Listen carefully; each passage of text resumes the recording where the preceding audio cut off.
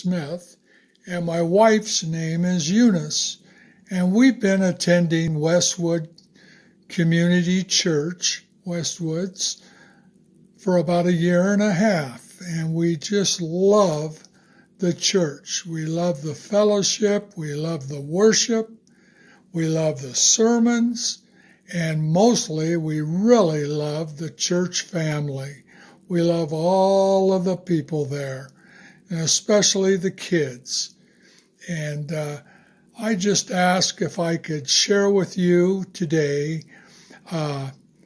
Easter greeting that I received from some dear old friends many, many years. I used to live up in Coal Creek Canyon and attend Chapel in the Hills. This was back in the late 70s or early 80s. They were the Awana leaders, and I was the leader of the bus ministry. We had two great big Bluebird buses, and we would bring children to Sunday school.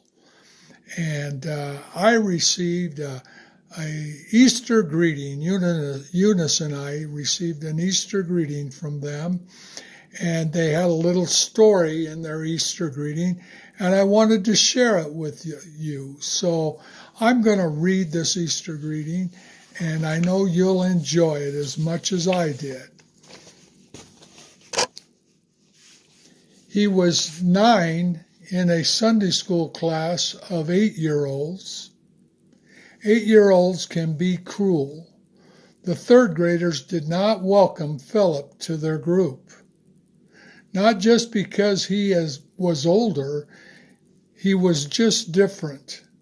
He suffered from Down syndrome. One Sunday after Easter, the Sunday school teacher gathered some of those plastic eggs that pull apart in the middle.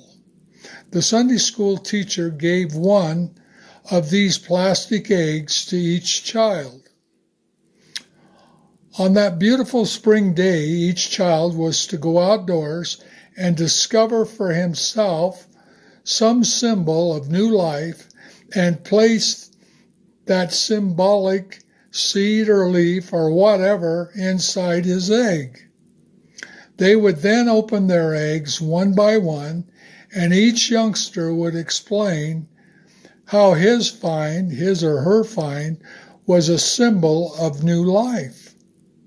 The youngsters gathered round on the appointed day and put their eggs on the table, and the teacher began to open them. One child had found a flower. All the children oohed and awed at the lovely symbol of new life. In another was a butterfly. Beautiful, the girls said, and it's not easy for an 8-year-old to say beautiful. Another egg was opened to reveal a rock. Some of the children laughed. "That's crazy," one said. "How's a rock supposed to be like new life?" Immediately, a little boy spoke up and said, "That's mine. I knew everybody would get flowers and leaves and butterflies and all that stuff, so I got a rock to be different." Everyone laughed. The teacher opened the last one, and there was nothing inside. "That's not fair," someone said. "That's stupid," said another. Teacher felt a tug on his shirt. It was Philip. Looking up, he said, "It's mine. I did do it. It's empty. I have new life because the tomb is empty."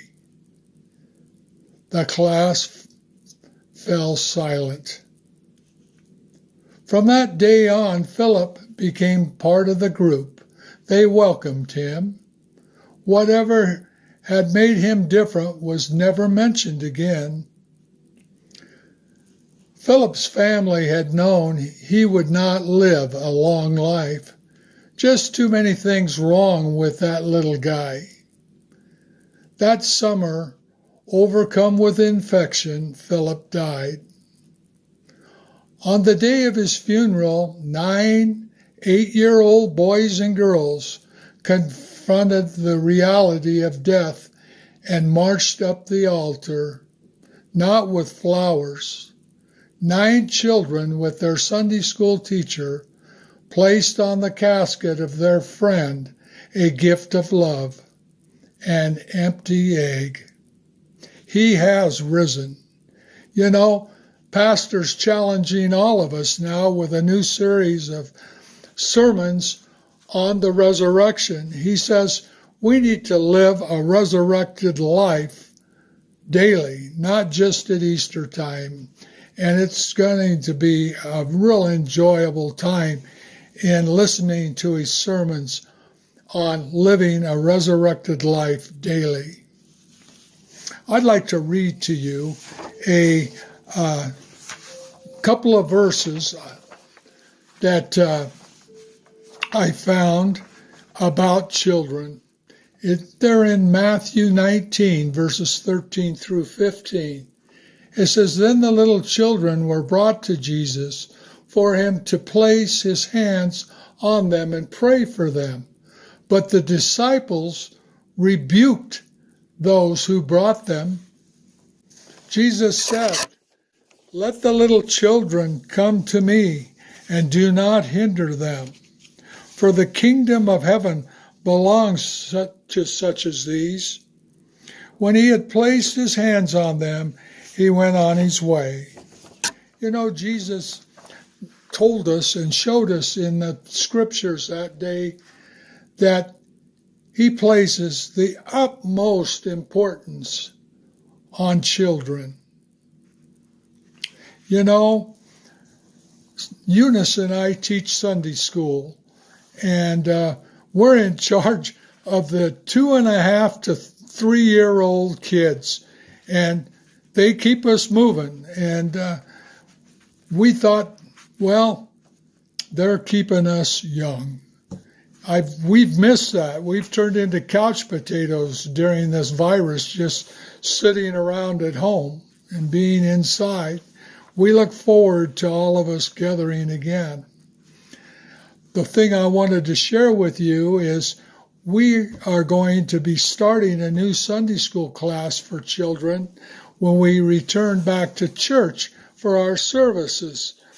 The room we had our Sunday school class in is a great big room, and so they decided to put a wall in the middle of it to divide it so we could have another Sunday school room. This new Sunday school room for the children is for the mentally and physically challenged kids. It's called the Buddy Program, and we're really excited about it, and we look forward to seeing it come. You know, I'm going to leave you with one other scripture. It's in Hebrews. It's Hebrews 10, 24 and 25. Let me read that to you. "And let us consider how we may spur one another on toward love and good deeds. Let us not give up meeting together, as some are in the habit of doing, but let us encourage one another, and all the more as you see the day approaching." You know, we look forward to that day again when we can all join together in our church building.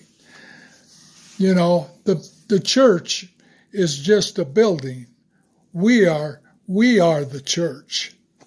And we look forward to joining in worship and fellowship again. We'll get through this tough time with the COVID-19 virus.